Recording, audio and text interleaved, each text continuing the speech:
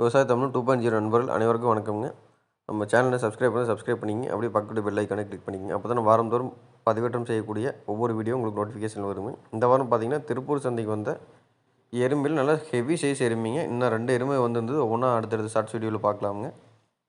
இந்த எறும்பு பார்த்தீங்கன்னா 85,000 விலை சொல்லிட்டு இருந்தாங்க. அதாவது வந்து சென்னையில் எதுவுமே இல்லைங்க, வெறும் வரட்டு எருமை, சென்னை இல்லாத எருமை. 80,000 விலை சொல்லிட்டு இருந்தாங்க. 73,000 ரூபாய்க்கு இறைச்சிக்காக 73,000 ரூபாய்க்கு விற்றுருக்குதுங்க இந்த எருமை. நிறைய நண்பர்கள் பார்த்தீங்கன்னா கறவையோடவே வந்து இது மாதிரி எருமையில் வந்து 70 ரூபாய்க்கு விற்கி, 80 ரூபாய்க்கு விற்கி, 1 ரூபாய்க்கு விற்கிறாங்க. இது பெரிய எருமை 73,000 ரூபாய்ங்க விற்ற விலை.